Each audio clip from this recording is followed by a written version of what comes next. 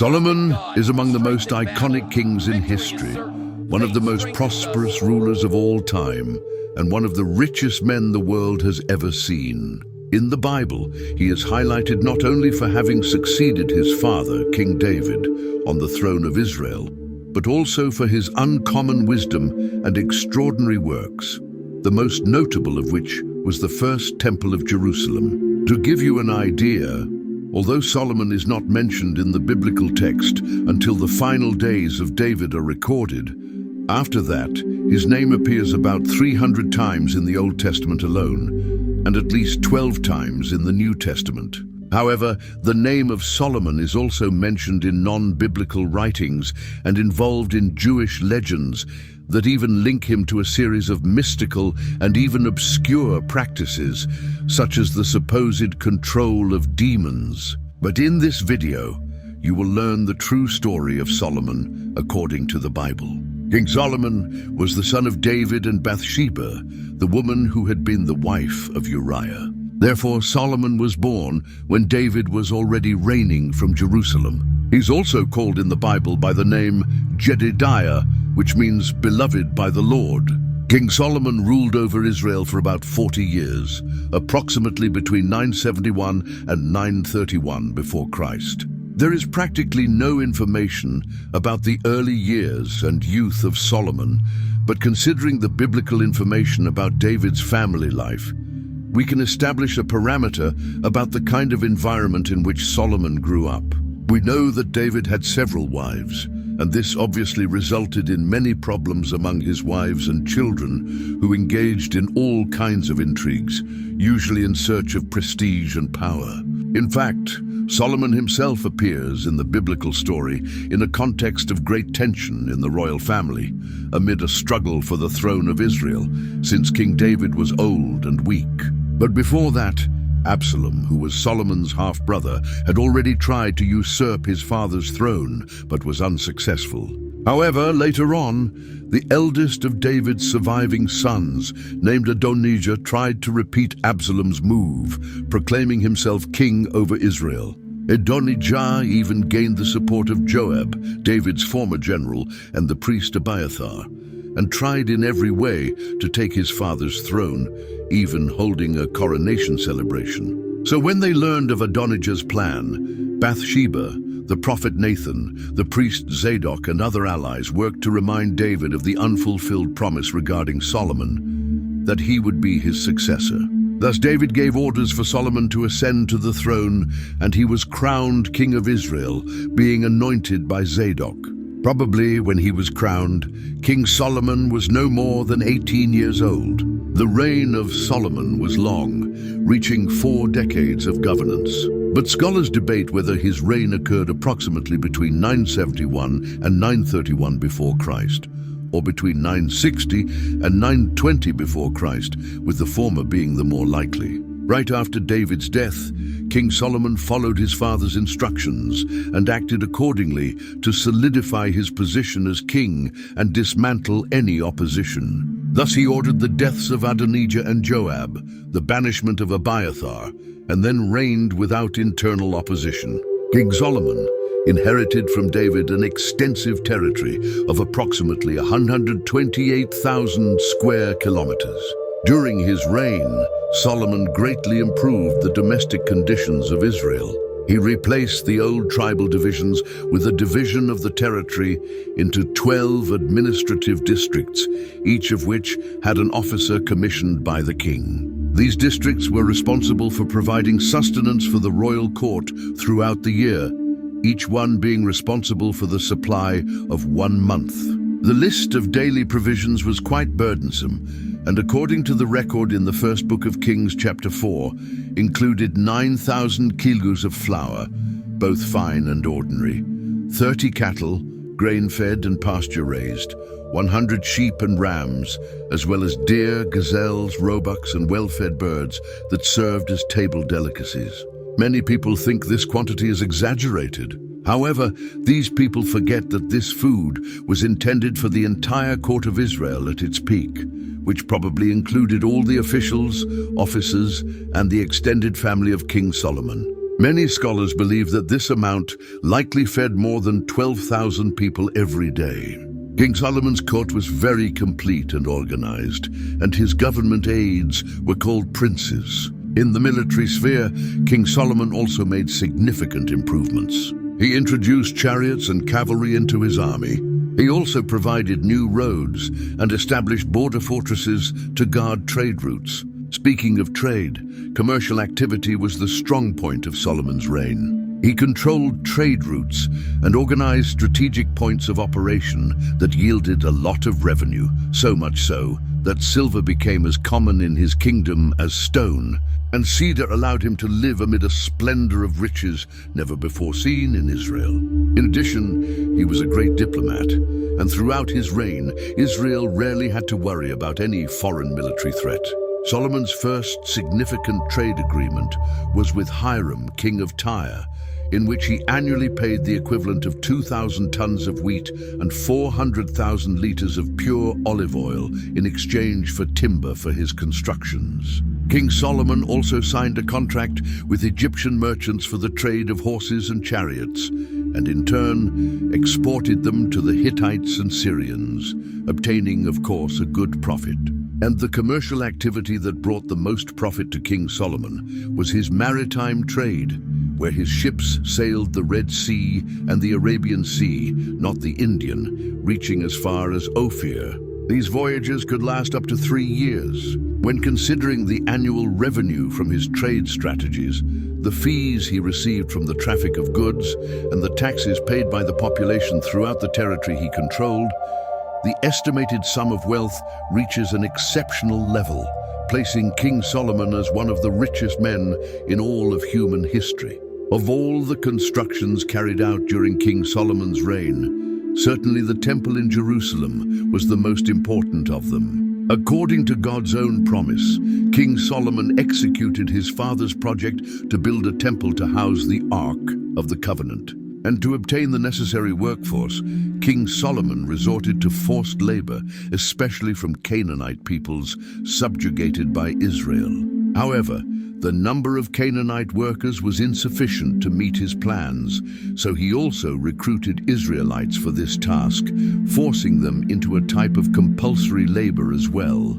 Obviously, this measure was quite unpopular, a fact that became evident in the episode of the death of Adoniram, the superintendent of the labor groups. The temple built by Solomon was located on Mount Moriah, the place where King David had built an altar to the Lord, and before that, probably where Abraham had taken Isaac to sacrifice him. But although David had collected materials for the construction of the temple, it was only in the 4th year of Solomon's reign that construction began. And even though it may seem like a modest construction by today's standards, the temple building represented a major undertaking at the time, built with the most valuable materials, with tons of gold and precious wood. When he completed the construction of the temple in the 11th year of his reign, King Solomon planned a great celebration, where many sacrifices were offered for the dedication of the building. Among the other buildings constructed by King Solomon in Israel, we can highlight the House of the Forest of Lebanon, which was 50 meters long, 25 meters wide, and 15 meters high, a colonnade measuring 25 by 15 meters, a hall for his throne, where he held judgments, a house for the daughter of the Pharaoh of Egypt, who was one of his wives whose place had impressive grandeur, and Solomon's own residence must have been a considerable construction, where he accommodated 700 wives and 300 concubines, in addition to the necessary servants. In addition, Solomon also built the Millo, a huge fortress to protect the temple. As we know, in addition to wealth, King Solomon became known for his wisdom. In the Bible, we read the record of the dream King Solomon had, where the Lord appeared to him. He asked what he most desired to receive. Solomon could have asked for wealth, longevity, or honor, but the young king asked for wisdom. He asked for an understanding heart to be able to wisely govern his people.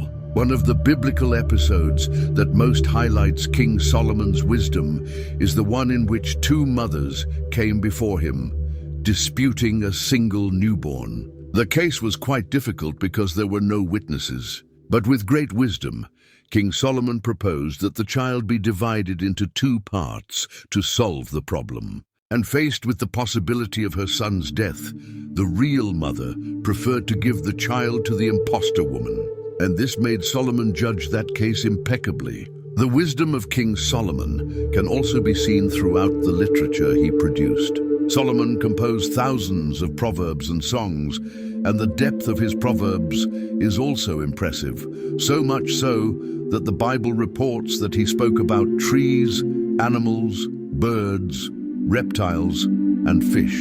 In addition to the biblical accounts, many legends and ancient documents refer to Solomon's spectacular wisdom. And among the books of the Bible, a large part of the book of Proverbs is attributed to Solomon, as well as Ecclesiastes, possibly the Song of Songs of Solomon, and at least Psalm 72 and 127. The Bible also says that Solomon's wisdom was so impressive that people from all nations and all the kings of the earth came to hear his wisdom. And one of those visits was made by the Queen of Sheba, who came from the ends of the earth to personally hear the wisdom of King Solomon. The Queen of Sheba asked Solomon many questions and riddles, and the king intelligently answered all the questions she asked, leaving her completely amazed.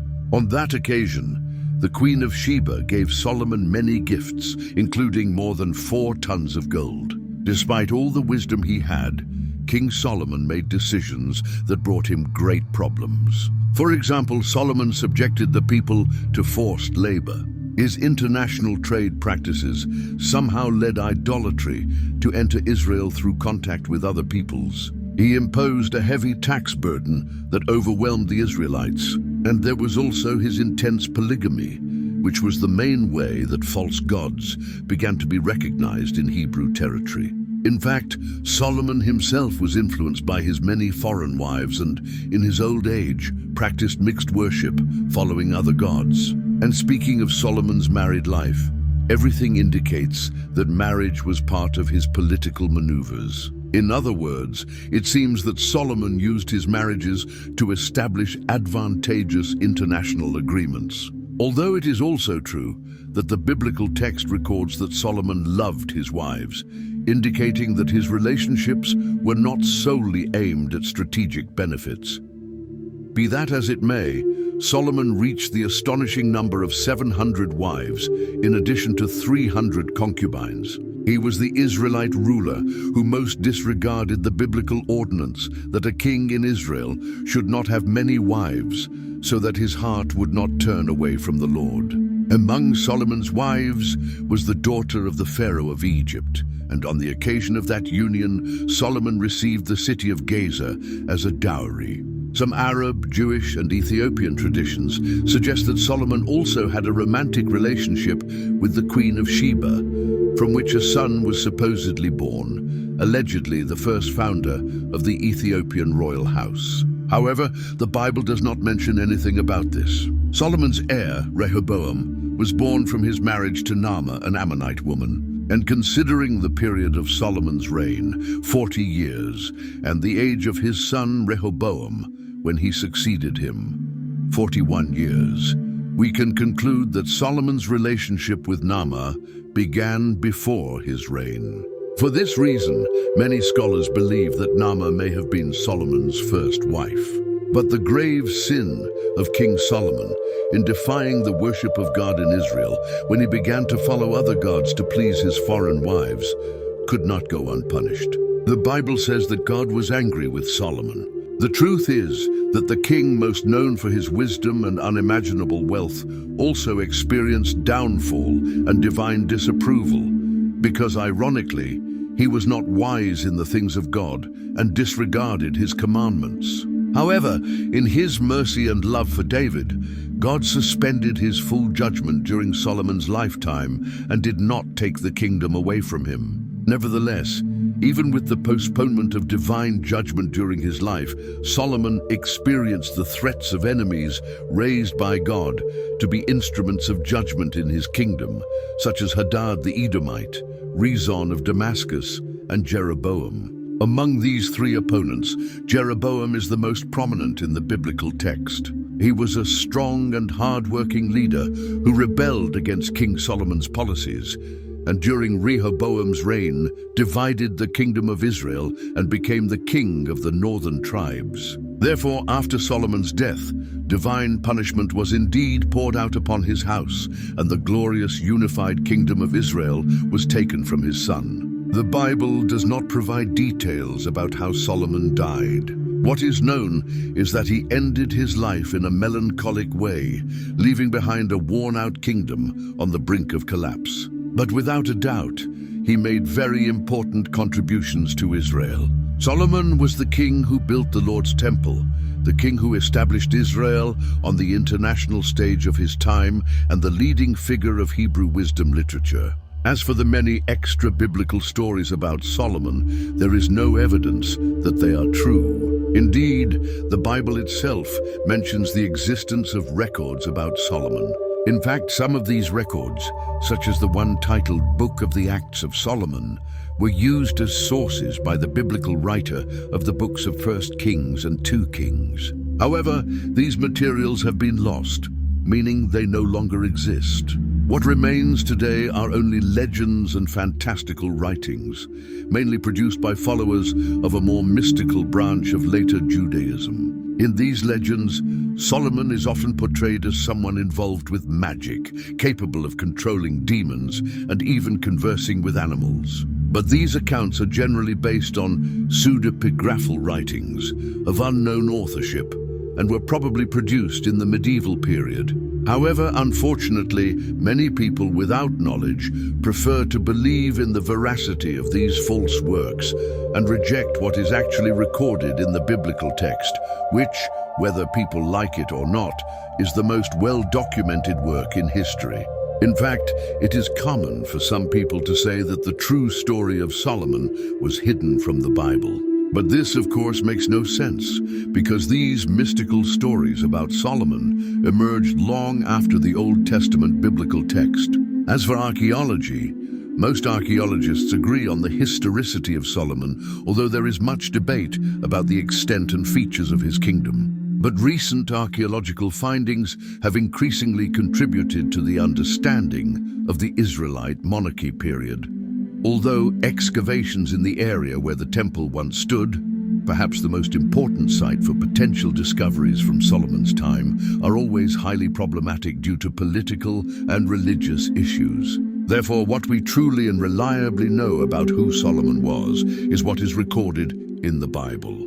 And the most important thing in all this is to understand that all the glory and splendor of Solomon's kingdom merely foreshadowed the eternal kingdom of the Messiah in such a way that Psalm 72, attributed to Solomon, uses hyperbolic language to both refer to the human king and to proclaim the divine king, who is Christ. Now, if you've watched this far, write in the comments what you think about Solomon's story.